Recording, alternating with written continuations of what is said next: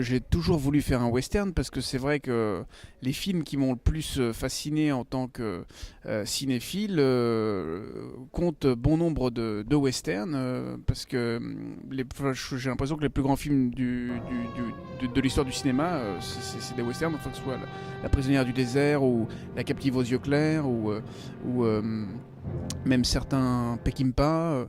Voilà, c'est vraiment un genre fascinant et j'ai toujours voulu faire un western.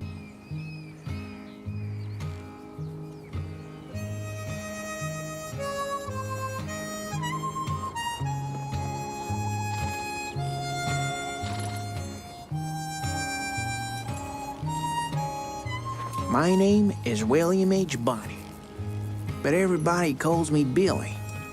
Billy the Kid. Legend says I killed 21 men. And you know what? This is not just a legend. I did shoot 21 men. John Ford connaissait bien des types comme Wyatt Earp ou ce genre de légendes de l'Ouest qui venaient raconter leurs histoires sur les plateaux de tournage à l'époque du cinéma muet. Et il a entendu dire de sources sûres que ça n'était pas Pat Garrett qui avait tué Billy the Kid, mais un type de sa bande.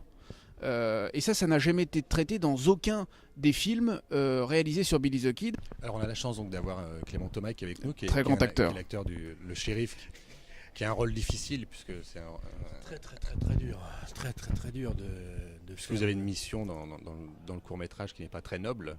Oui, non, mais c'est ça, je suis alcoolique, veule, oui, non, c'est... Mais j'adore faire ça, moi. J'adore faire les types antipathiques, méchants, j'adore ça. Look what we got here. Billy Bonney.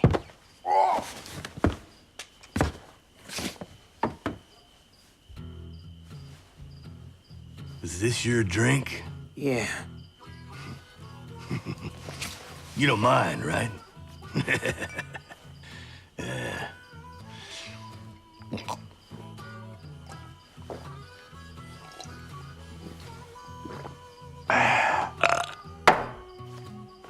You know what, Bill?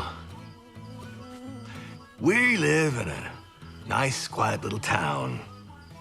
And I intend to keep it nice and quiet. These are the rules, boy. And if you don't follow them, you'll be in big trouble. Big, big trouble. Et les dialogues sont, j'allais dire, sont tenus ah mot oui, pour oui, mot, à la lettre. à la lettre. À la lettre. Là, c'était délicat parce que c'était en anglais. Mais mais je me démerdais bien en anglais. Oui. C'est-à-dire que le truc se passait très bien, mais ça a été très bien doublé. Ouais, c'était doublé.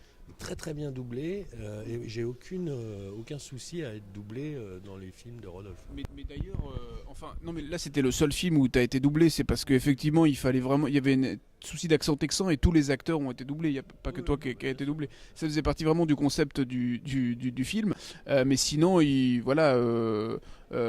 il était très bon en anglais, il pourrait vraiment faire des rôles en anglais. Mais là comme il s'agissait vraiment d'un western, il fallait vraiment l'accent texan pour côté gag presque. Bon, vous en avez même longuement parlé ce matin. Vous pouvez revenir sur les 2 lieux de tournage, donc sur ce lieu mythique où planait l'ombre encore de Sergio Leone et où vous avez fait des rencontres formidables. Oui. Sur place. Non, effectivement, oui. Donc, il y a des personnages extraordinaires dans cette ville. Alors notamment l'homme qui nous a ouvert les portes de la ville, Rafael Molina, qui est vraiment une légende. Et dans cette ville, on cherchait à un moment donné, j'ai dit, j'ai besoin d'un acteur qui ressemble à Lee Van Cleef. J'ai vraiment besoin d'un acteur qui ressemble à Lee Van Cleef. Il m'a dit, je connais un type qui ressemble à Lee Van Cleef, mais c'est un Indien. Donc du coup, je l'ai rencontré, il vivait au ranch d'à côté, je lui ai fait faire des essais, il était formidable. Mais je me suis dit que Billy the Kid ne peut pas tuer un Indien. Donc du coup, j'ai fait transformer en Mexicain par le maquilleur. Mais c'est un acteur extraordinaire et il a écrit un livre sur un vaisseau spatial qui l'emmènerait sur la planète Mars. Il a vraiment écrit ce livre et donc ça c'est des types qui sont vraiment dans un univers tout à fait particulier, quoi. Yeah, no, long time back. Before he was shot. And he was the dirtiest liar I ever seen in my goddamn life.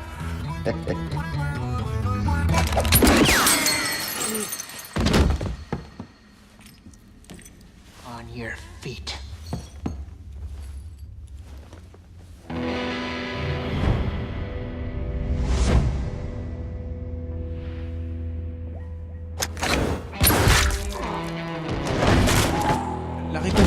finalement, vous savez, c'était très simple parce que on est allé là où il existait encore des villes western, le plus près possible de là où on se trouvait, c'est-à-dire en France.